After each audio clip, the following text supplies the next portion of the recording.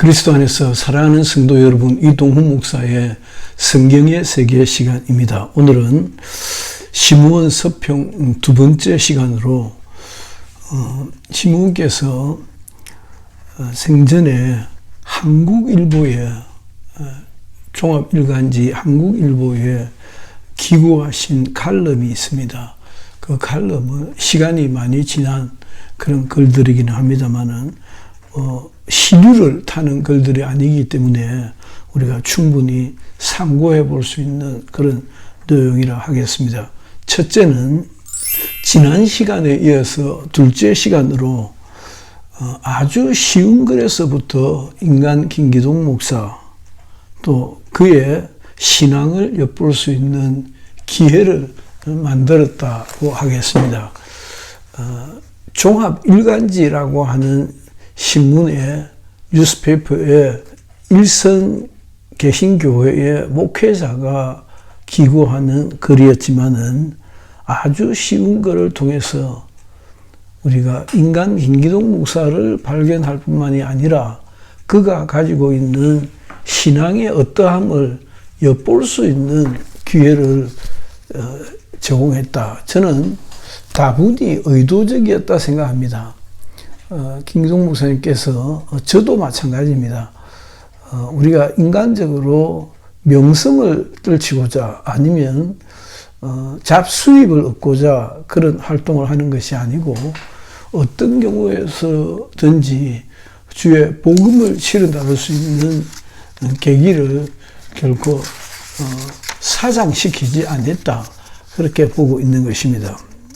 그래서 아주 쉬운 글을 통해서 인간 김기동 목사를 소개하고 그의 신앙을 소개한 것은 다분히 선교적 동기가 있었다라고 하는 것입니다. 두 번째는 아주 외람된 이야기이기도 하겠지만은 그의 저와 똑같은 생각, 자세, 마음에 제가 놀랬다라고 하는 말씀을 드리고 싶습니다.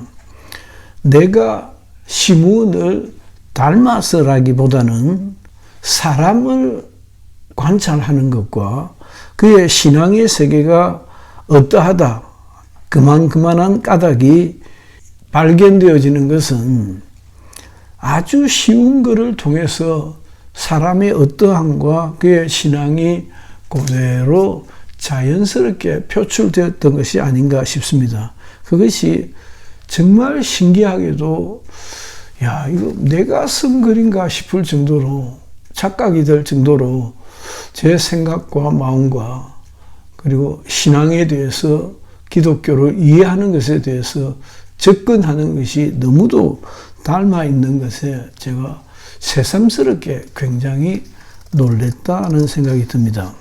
그것은 다시 말씀드리지만 제가 시므온을 닮아서라기보다는 사랑과 신앙의 세계를 우리가 서술함에 있어서 결국 그만해 닮을 수밖에 없지 아니한가라고 하는 것입니다. 세 번째는 종합일간지 한국신문의 한국일보에 실린 기고한 그의 칼럼이지만은 짧은 신앙의 단상입니다. 아주 짧은, 아마 제가 그 목회 수상을 여러분들과 공유를 하지 않습니까? 제가 공유하고 있는 글의 거의 절반도 채 안 되는, 굳이 읽으면 한 3분 30초 정도, 4분이 채 안 되는 그런 분량일 것 같습니다. 그런 분량의 글을 통해서 신부님께서는 일선교회의 목사로서 그리고 글쟁이로서 그가 무슨 말씀을 하셨던가. 첫째는 영혼에 대한 이야기를 제가 정확하게 늘어놓고 있습니다. 영혼이란 무엇인가를 이야기하고 있고 영적 존재를 소개하려고 애를 쓰고 있는 것을 엿볼 수가 있었습니다. 제가 시므온을 만나고 경험하고 난 이후에 교회를 개척하게 되었고, 교회를 개척하면서 전도지를 만들었습니다. 그 전도지를 만들 때 뭐 기존의 전도지를 하는 것이 뻔하지 않습니까? 하나님의 창조로부터 설명해서 쭉 뜻하다라고 예수 믿자라고 하는 것인데, 저는 전도지를 만들면서 딱 일성이 사람은 영적 존재다라고 했던 것이 기억이 납니다. 얼마나 제가 절박했으면 제가 하고 제가 성경을 알았다. 난 이제 성경을 알았다라고 하는 순간에 내가 얼마나 절박하게 뭔 말을 하고 싶어 했는지, 뭔 말을 내가 해야 하는지, 뭔 말을 하고 살아야 하는지, 설교자는 무슨 말을 입에 담아야 하는지를 깨달았던 것이죠. 그것은 영혼에 대한 이야기였습니다. 사람은 영적 존재다. 그 영적 존재가 동산 중앙에 있는 나무의 실과는 먹지 말라. 먹으면 죽으리라고 하는 하나님의 말씀에 불순종함으로 죽음이 찾아왔다. 그것은 영의 죽음이었다라는 얘기였습니다. 그래, 동산 중앙에 있는 나무의 실과가 뭐 금태를 두른 것도 아니고 다이아몬드를 박은 것도 아니고, 그것이 뭐 사람이 까물치도록 맛있는 스위트한 그런 실과인 것도 아닌 것 같고, 단지 동산에 있는 모든 에브리 플루츠, 모든 나무의 실과는 내가 먹되 동산 중앙에 있는 그거 있잖아, 그건 먹지 마. 먹으면 내가 죽으리라고 금단의 열매를 그가 설정해 놓으셨는데, 그것은 아주 쉬운 것입니다. 그냥 안 먹으면 되는 것이었습니다. 가서 냄새도 쿵쿵 맡아보고 뭐 만져도 보고 별짓을 다 해도 좋은데, 물론 그것이 결국 먹고자 하는 충동을 불러일으키기 때문에 안 되지만은, 근데 먹었단 말이에요. 그렇게 먹어보는 것이 뭐 나무 여자를 탐한 것도 아니고 도둑질한 것도 아니고 살인을 한 것도 또 아닌데, 그게 그렇게 죽을 일이었다는 것입니다. 그래서 영혼이란 무엇인가 먹지 말라고 하신 하나님의 말씀에 불순종함으로 인간에게는 원죄라고 하는 죄가 왔는데, 그 원죄로 인하여 인간은 영적으로 하나님을 뵐 수 없는 자가 되었다라는 것이고, 두 번째 이야기가 나옵니다. 그것이 교회 이야기입니다. 그렇죠. 영혼에 대한 이야기를 했다면 그 다음에 바로 이어서 나오는 이야기가 그 영혼이 구원받을 수 있는 이 세상에 권세자가 미치지 못하는 교회로 인도하는 것이었을 겁니다. 그래서 이어서 나오는 이야기가 교회 속 처치 히스토리, 교회 이야기를 들려주고 있습니다. 교회가 무엇인지, 교회가 얼마나 좋은 곳인지, 교회가 얼마나 나의 영혼의 안식처인지를 소개해주고 있습니다. 세 번째는 저는 그렇게 파악을 했습니다. 독자들이 듣기를 바라면서, 왜? 선교적 동기가 있기 때문에, 선교적 차원에서 선교적 동기로 독자들이 꼭 이 글을 이렇게 읽어줘야 되는데, 이렇게 이해를 해야 되는데 라고 하는 동기를 가지고, 사실은 그 일반 독자들이 개신교회 목사가 쓴 짧은 글의 칼럼을 보고 뭔 진리를 발견할 수 있겠습니까? 많은 듣거나 말거나 믿음의 이야기로 발전해 갑니다. 그러니까 영혼, 교회, 믿음의 이야기입니다. 영혼에 대하여 소개하고 교회를 소개하고 믿음의 이야기로 발전해 가는 것을 볼 수가 있습니다. 그 다음으로 나오는 얘기가, 이어서 신문문학의 특질인 본질, 입장 같은 것들을 그분의 칼럼 속에서 발견할 수 있습니다. 그가 왜 이와 같은 칼럼을 즐겨 쓴던가, 더 나아가서는 내 평생애와 같은 칼럼을 그렇게 많이 강조하고 그 글들을 통하여 당신을 소개하고 복음을 받아들일 수 있는 토양으로, 기초 토양으로 삼았던가. 그것은 신문문학의 본질이 선교적 차원이다, 선교적 동기가 있었다라고 하는 것을 아주 쉽게 발견할 수 있습니다. 큰 네 번째 이야기는, 첫째는 인간 김기동 목사와 그의 신앙을 엿볼 수 있는 기회다라고 했고, 두 번째는 아주 외람되지만 이것은 이동훈 목사의 기본적인 사고방식, 신학적 이해, 접근 방식과 대단히 닮아 있다. 사랑과 신앙의 세계가 다 그만하기 때문에 거기에서 출발하는 것이 아닌가 하는 생각이 들고요. 세 번째는 영혼에 관한 이야기, 교회에 관한 이야기, 또 믿음에 관한 이야기, 이와 같은 것들은 시므온 문학의 가장 숨어있는 선교적 배경이다, 동기다라고 하는 것인데, 이제 네 번째는 당연히 더 구체적으로 신앙의 근본을 세속 신문의 칼럼이기는 하지만은, 아주 짧은 글이기는 하지만은 신앙의 근본을 타치하고 있다, 건드리고 있다라는 말씀을 드리고 싶습니다.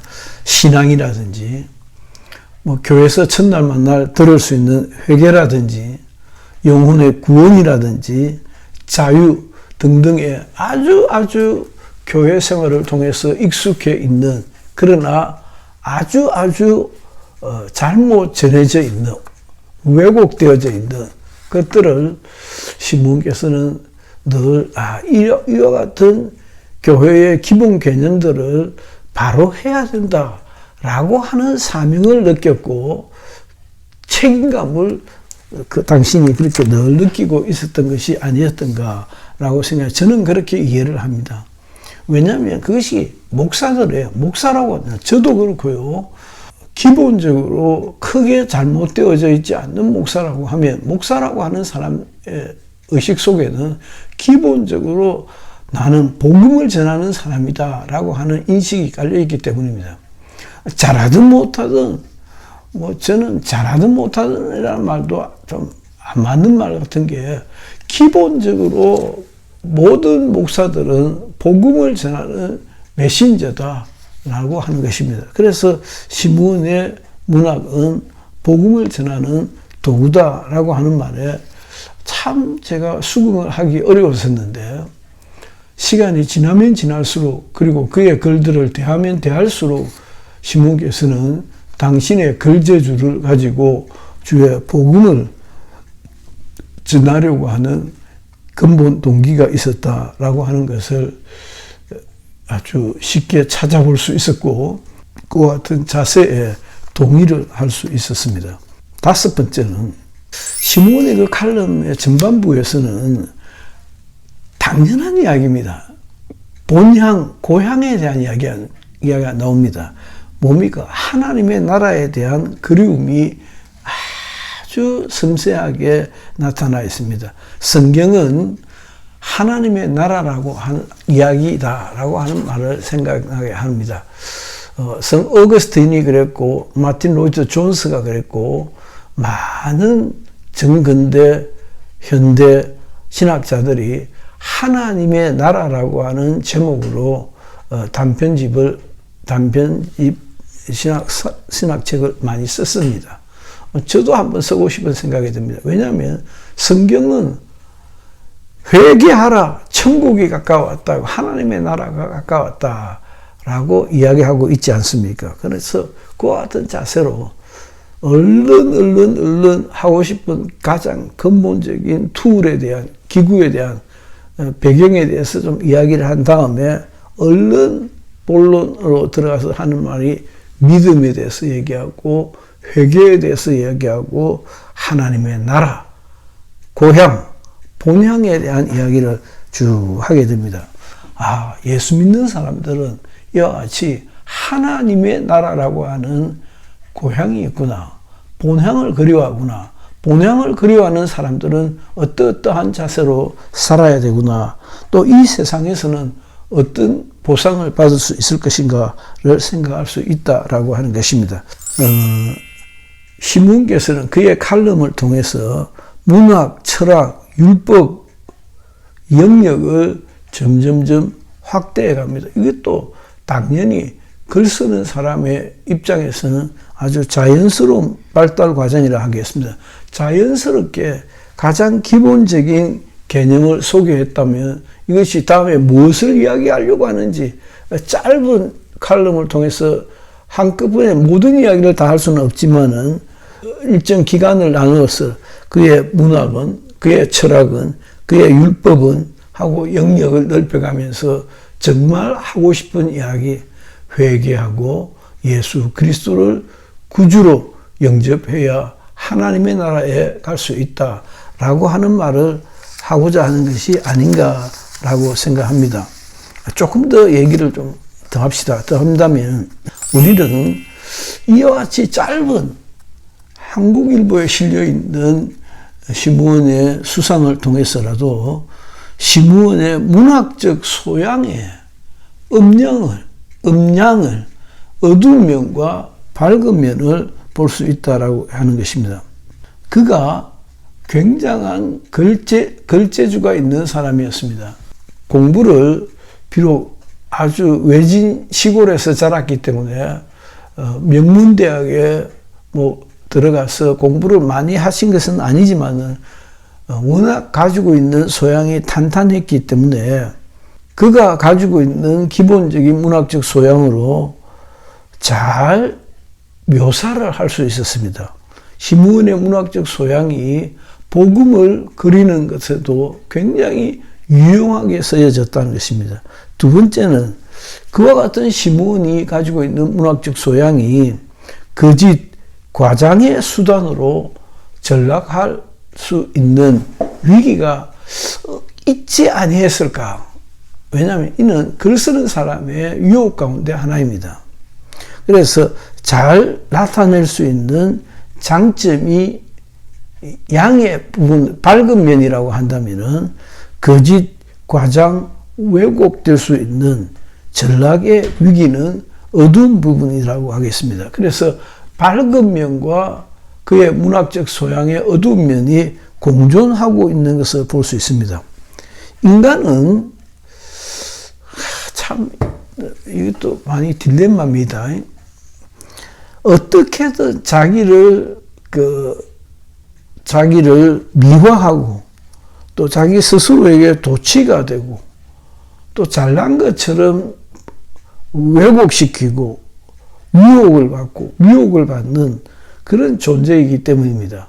그래서 시므온께서 우리가 한없이 그를 따르고 거의 순종 아닌 맹종에 가깝게 그를 지지하고 그의 발자취를 따랐을 때는 끝없이 긍정적으로만 보던 것이 그가 말년에 나타났던 그의 약점들은 인간에게는 그와 같은 일이 있을 수도 있다라고 하는 것을 발견하게 됩니다. 저는 이 얘기를 아주 강력하게 앞으로도 여러 번 이야기를 하게 되겠습니다만은 제가 처음 베레아 사람이 되었을 때 아니 이 큰 교회에서 저렇게 많은 성도들을 데리고 왜 후학들을 길러내지 않는가라고 생각을 했습니다. 왜냐하면 제가 다녔던 학교에서는 아주 별 어줍지 않은 영어 실력만 가지고도 될 수 있으면 세계 유명 보수신학대학으로 연결을 시켜주고 후학들을 길러내는 것이 기본적인 분위기였거든요. 그런데 왜 이러나? 여기서는 똑똑한 놈들이 제법 있어 보이는데 왜 그러나? 인간적인 약점이었던 것 같습니다. 그 인간적인 약점이 오늘 베레아 교회를, 베레아 운동을 얼마나 골병들게 했던 것을 우리가 잘 알고 있습니다.